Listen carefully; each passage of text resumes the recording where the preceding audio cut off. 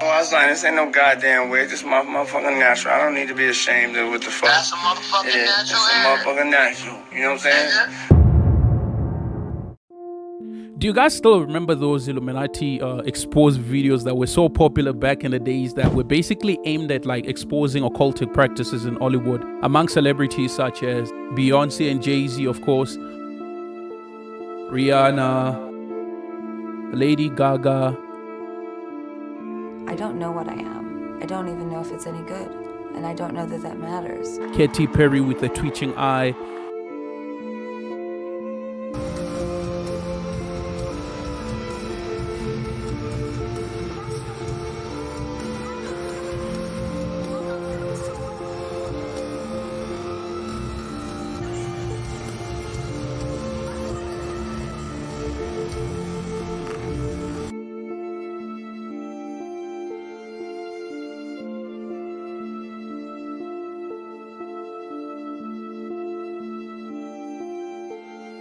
I still remember coming across a very interesting interview by Bob Dylan where he openly acknowledged that he sold his soul to the devil.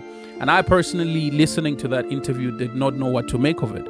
You ever look at music that you've written and look back at it and say, whoa, that surprised me? I used to. I don't do that anymore. I don't know how I got to write those songs. What do you mean you don't know how? Well, those early songs were like almost magically written. Darkness at the break of noon, shadows even the silver spoon, a handmade blade, a child's balloon. Eclipses both the sun and moon. To understand you knew too soon. There is no sense in trying. Try to sit down and write something like that. There's a magic to that, and it's not Siegfried and Roy kind of magic. You know, it's a different kind of a penetrating magic. Why do you still do it? Why are you still out here? Well, it goes back to the destiny thing. I made a bargain with it, you know, a long time ago, and I'm holding up my end. What was your bargain? To get where I am now. Should I ask who you made the bargain with? with the chief commander. On this earth? And in this earth, and then in a world we can't see. Was it literal or was it a metaphor? You guys leave your comments below as we explore this whole entire topic. It's Luke M. Like, whereas fame used to be the byproduct of success, and now it's the ultimate goal. And if your ultimate goal is to be famous, then you're gonna do a lot to get there. Like, sign your name in blood in a contract with the devil. Like, you're gonna end up on a one-way street and it's going nowhere. Like, that's just the truth. I've seen so many people like forsake their moral code and their baptism systems just for a little bit of fame, and it's not worth it at the end of the day. It's really not. Metaphorical or literal? You guys leave your comments below, and whichever side you guys choose to take, I'll still say that his statement was still thought-provoking and concerning, because for me, his statement meant one of two things. The first one is, when a person sells their soul to the devil, they literally give up their free will. They become an agent, or rather, they become subjected to the devil that they've signed to, meaning they have no say in what they do. They have no say in how they dress. They have no say in how they represent themselves. And if they're like a musician, they have no say in the type of music they produce. And if they're like actors, they have no say in the movie role that they play in. Some of us are against the Illuminati, and we are against the Illuminati at our own detriment. When people are against the Illuminati, then they get punched in the face all the time. The press hates them, and nobody likes them. End quote. And this devil, majority of the time, actually comes in the form of a record label or a movie producer, the likes of Harvey Weinstein. I'm still wondering if that guy's still alive because of all the horrific and terrible things he did. I would like to thank Harvey Weinstein. Harvey Weinstein, who believed in us and made this movie. Thank you, Harvey Weinstein. Especially Harvey. I want to thank Harvey and Bob Weinstein. I want to thank the Mashbuka Weinstein. Harvey Weinstein, Bob Weinstein, God bless them. You write, you detached from my body. I hover up under the ceiling, watching myself sitting on the edge of the tub against a wall, held in place by the monster, whose face is between my legs, trapped by a beast. Those are that's... A nightmare. Literally a nightmare. And you will never be the same. The him she's speaking about is Harvey Weinstein. More than 90 women, including McGowan, have come forward to accuse the once powerful movie mogul of acts ranging from sexual misconduct to rape. Up until 2017, to speak out against Weinstein was all but to guarantee career suicide in Hollywood, and the likes of Rosenberg were hopelessly aware of such dire consequences. Reportedly, Weinstein regularly engaged in quid pro quo arrangements with young actresses. He had the power to choose who would get the role in the next big Oscar-winning movie, and the power to make sure someone never got a role again.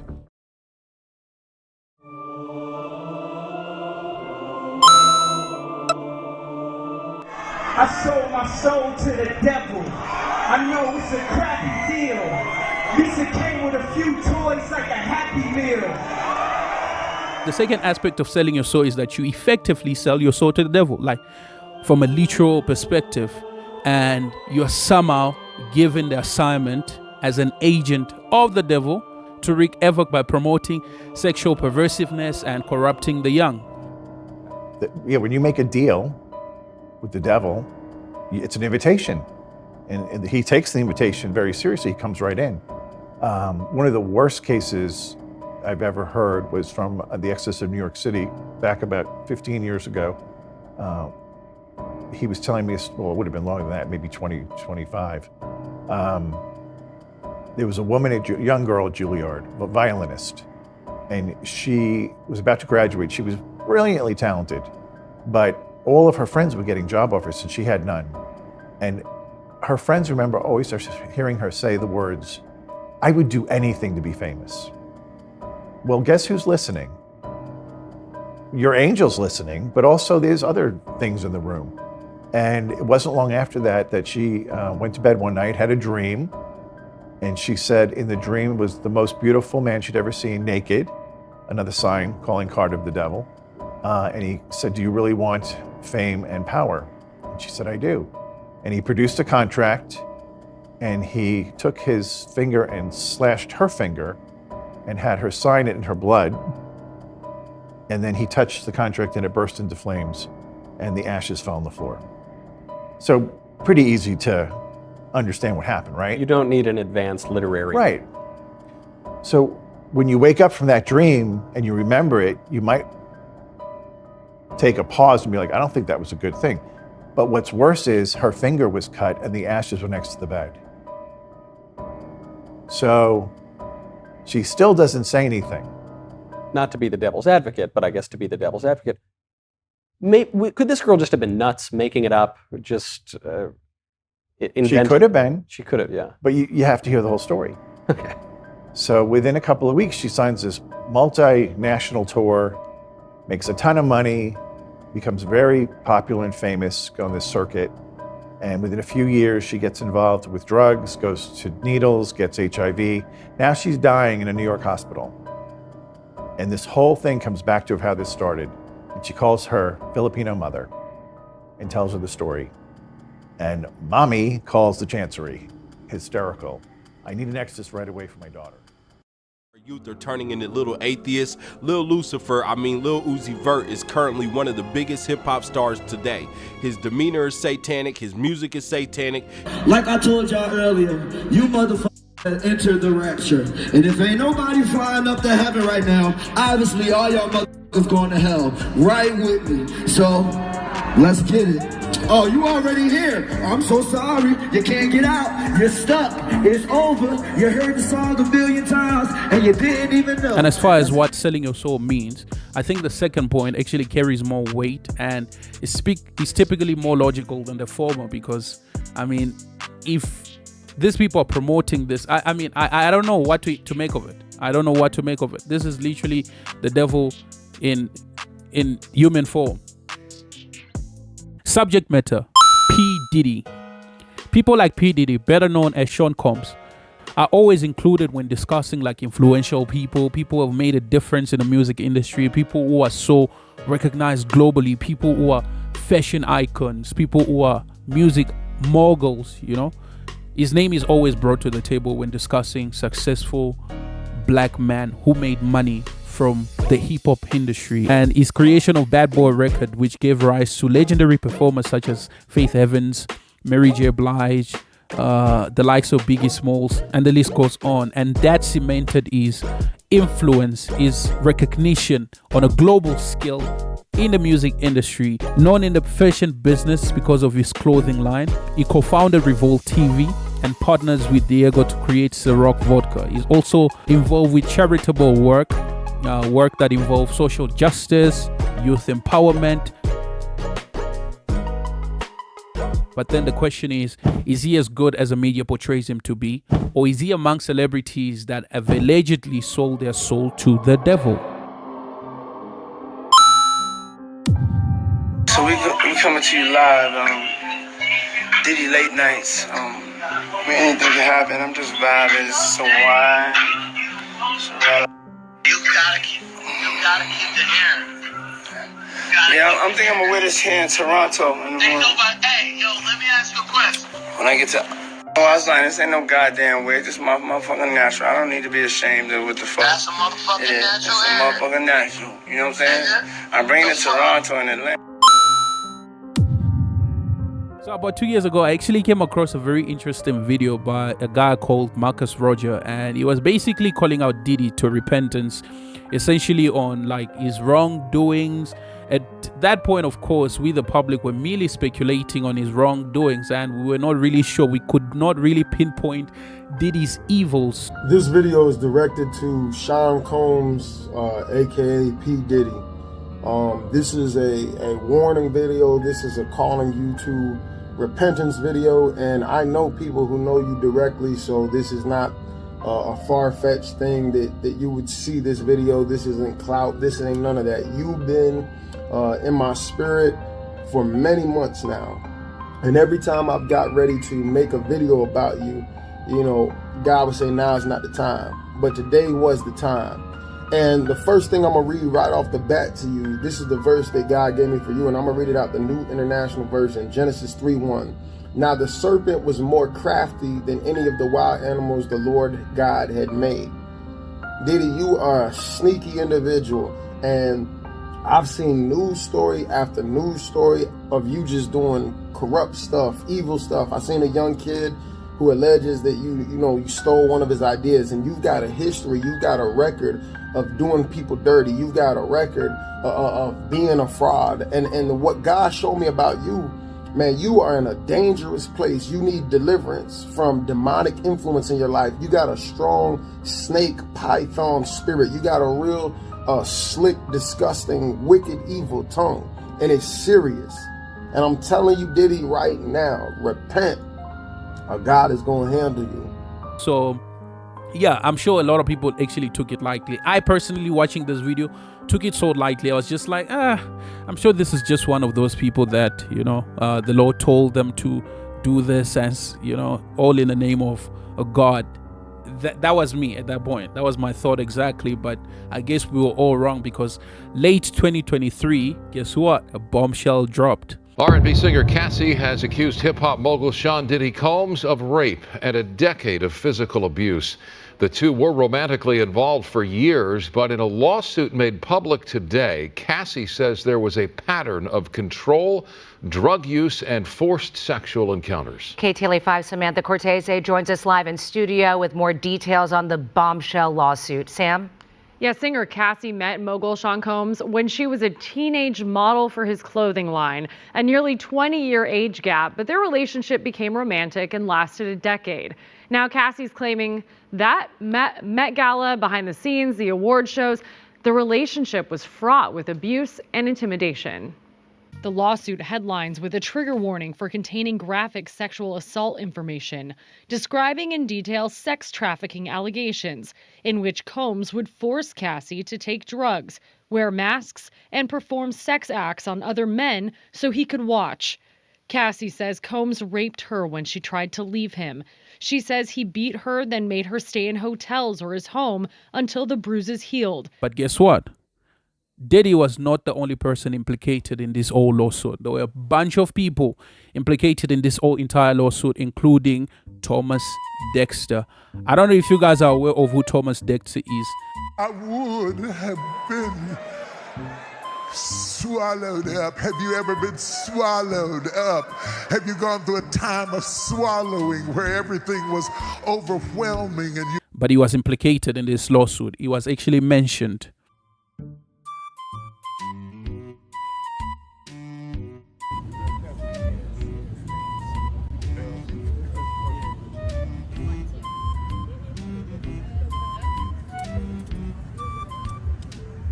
It was wild. The internet erupted. It was just wild. There were a lot of crazy memes made out of this whole incident and the fact that Mr. Thomas Dexter was actually mentioned. And for me, I find it so disappointing because we didn't get to explore, or rather, the case, the lawsuit never got to be like explored in details as to what the crimes were, who was mentioned, and what did these people do. It was just settled, and of course we don't know for how much this man paid, because that was done secretly. And so disappointing that happened, because we wanted to know. So while diving into this entire ordeal, I stumbled upon another interesting video by a celebrity psychic medium named Sloan. I hope that's right. Yeah, Sloan. And she was basically predicting Diddy's downfall with details, like with great detail. This is going to come in handy, like with great details. And she was basically channeling Diddy's ex-wife's spirit from the other world, I think. Kim Porter is the former girlfriend and mother of 3 of P. Diddy's kids, who passed away on November 15th of 2018 of some sort of bacterial pneumonia. That is the cause of death. Or, by the way, in P. Diddy's case, the sodomy ritual, yes, the ritual that they use in order to conjure up energy, call it sexual magic, call it black magic, call it whatever you want, but they do that, okay? So never think that it's crazy and people don't do it. It goes all the way back to Egyptian chimes. It goes all the way back before Jesus. It goes all the way back. They do all kinds of energetic. It seems stupid to us if you say, I'm going to sacrifice somebody. That seems dumb. It's like, sacrifice them for what? But energetically, they're taking that energy. They are consuming that energy. She also wants people to know that this is not done, and that what's going to happen with P. Diddy over the next 4 years, it's a 4-year progression. So we're in almost 2024, so go to 2028 or thereabouts. So what she's showing me is that he will be forgotten about, which seems impossible because he's been all over the news like a crazy person, and is very famous and very wealthy. Another thing that I'm being shown is that he doesn't own all his wealth. But now he's the sacrificial lamb, and I do mean that. There's something that comes up with him in March, speaking of the lamb, during the Easter time frame, March, April, right in that time frame. That's why I said lamb. There's something else that's going to come up with him. We are not done. It is a complete takedown, and then you will see this man's energy. So that was the end of 2023. Early into January, guess what? More bombshell regarding this. We have Katt Williams just dropping bombshells and actually predicting the downfall of a lot of these evil doers in Hollywood. And he actually predicted that, guess what? You guys are actually going to face your consequences this year. You guys are going to be exposed. And yeah, it's only been 3 months and we're already seeing that come to pass. A lot has happened. I felt like we're already like 6 months into the year because of the happenings. All of these big dick deviants is all catching hell in 2024. It's up for all of them. It don't matter if you Diddy or whoever you is. TG Jakes, any of them. All lies will be exposed. That's all. And anyone who takes that the wrong way, know why they take it the wrong way. It's been barely 3 months since Katt Williams' prediction, and just last week we saw the Fed raid Diddy's home. Officers going room to room, carrying zip ties and serious firepower. In the driveway, law enforcement vehicles parking next to, we assume, Diddy's luxury cars. Then, of course, his two sons, 30-year-old Justin and 25-year-old King. At one point, they seem to be... This came as a result of Diddy being sued, or a new lawsuit was presented by Diddy's producer, a producer named Rodney Jones, who accused him of a long time of transgression, including forced drug use, sex trafficking, sexual abuse, fraud, sexual assault, misbehavior, and grooming. And of course, this man is actually demanding that Diddy pays him $30 million for this lawsuit to be dropped.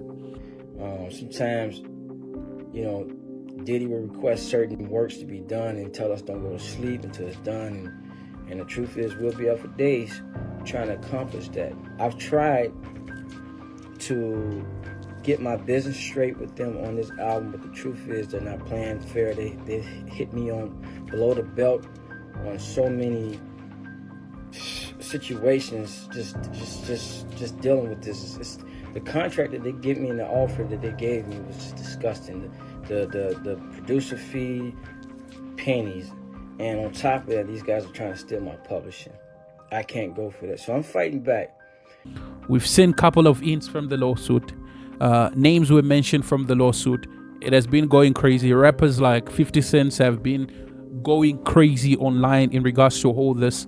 I think one of his baby mamas was also implicated or mentioned in this whole lawsuit, and so you can imagine how crazy this man went when he saw that. It appears that things are actually not looking good for Diddy. So what next then? What comes after this? And why am I pointing out all this? And why am I talking about Diddy? Well, one of the reasons is we live in a generation where, like I mentioned before, a lot of people have so much free time, and a lot of people fall into the cycle of fame chasing. A lot of people want to become so famous by any means possible, and they're willing to do whatever they can. And I'm pointing out this because majority of people tend to idolize and look at celebrities and put them in high regards without really considering what these people do in the background. And so that takes us to our next point.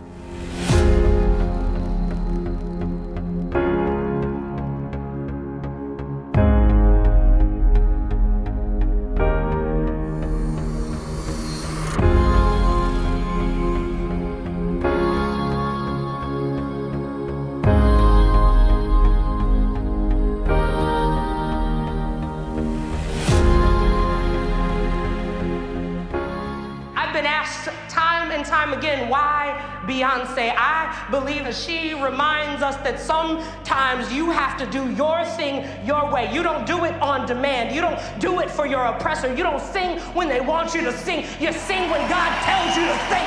Never give them your song. It really began as us saying, how can we actually be the people of God that we hope to be in the world? And Beyonce is the perfect passage to get that message out there. Honestly, I think Beyonce is a better theologian than many of the pastors and priests in our church today. That is not an exaggeration. CWS. It happens when adoration for a particular celebrity turns into an obsession or fixation and preoccupation. So it's a kind of parasocial relationship. It's a one-sided relationship, of course, where a celebrity takes center stage of a particular individual's life, and the person actually places their whole entire life around this celebrity. Their decision is around the celebrity, how they dress, where they go to, what they drink, what they wear. How about $500,000? That's how much a Brazilian woman has allegedly spent to look like her favorite reality TV star, Kim Kardashian. The 25-year-old woman has had 4 ribs removed, 2 breast augmentations, 2 nose jobs, cheek and lip fillers, veneers, a facelift, and even 4 pints of fat injected into her butt, the so-called Brazilian butt lift. Wow. And if that is just Abby normal right there. That is. And well, she wants to increase it. Yeah, increase it, but the doctor said no, but she still wants to do more. Hey, look, it's a syndrome. We oh God, it's a syndrome. We can't judge. It it's bad. It's bad. It's so bad, and it's so sad. The length people will go to so that they can actually become like the celebrities they admire. Celebrity worship as a form of religion.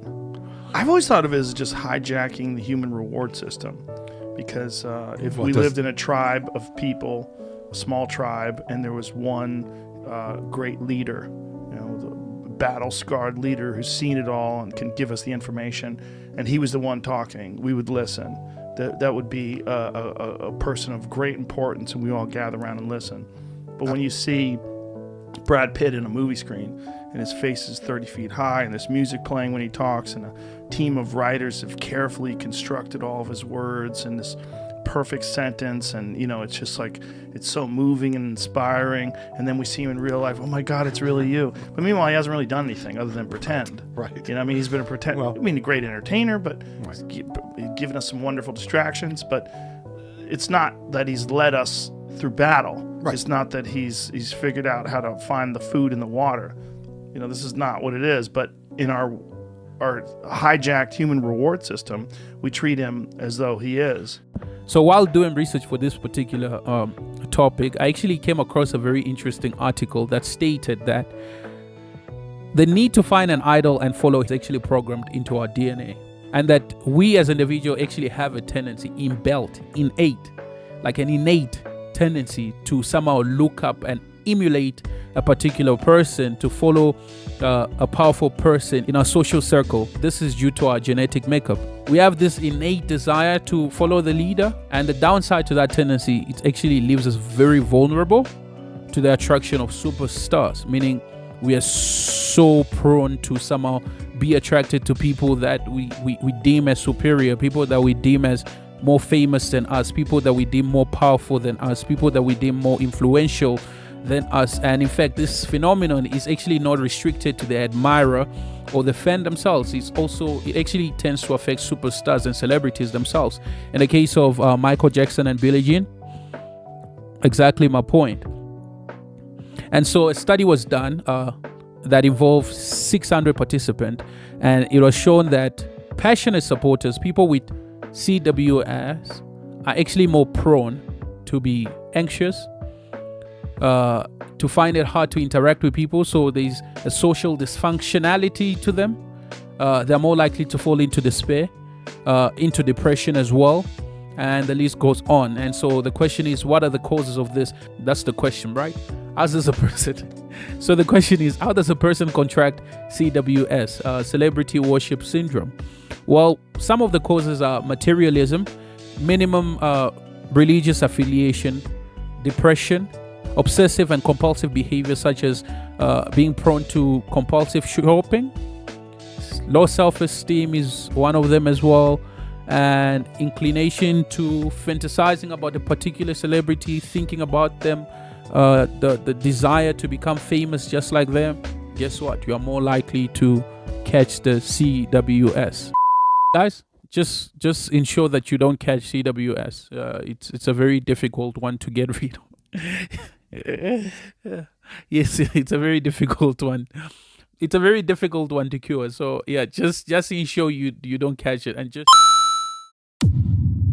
and yes, it's just unfortunate that for most people, they admire the celebrities so much that they think the celebrities live perfect lives, and that they put the celebrities on higher pedestals to the point where these celebrities can never do nothing wrong. So these people are actually blinded to the fact that these celebrities might actually have skeletons in their closet. Worse, these celebrities might actually be the skeletons and the closet themselves.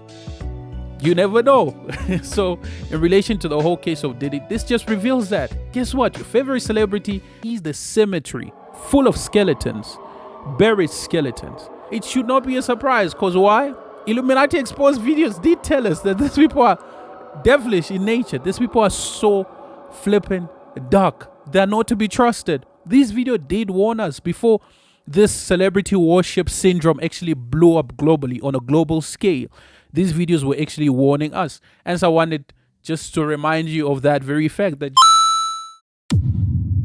So hopefully this whole revelation on Diddy serves as a lesson that guess what? Maybe our favorite celebrities, maybe the people we worship and admire, are actually dealing and grappling with forces we cannot begin to imagine. Evil forces, in fact, that we cannot begin to imagine. And maybe they're just agents sent to propagate and endorse a certain sinister agenda that we are not aware of. And the fact that we're just putting them on a pedestal, we're just giving room for them to somehow play out that sinister agenda. So personally, I believe celebrities to some extent should be held responsible and accountable for perpetuating modern day perversive practices. So yes, based on all evidence that we've seen, based on the topic we've seen, based on the videos we've discovered, and guys, it's so crazy that it's just been 3 months and we're already seeing a lot of things happen.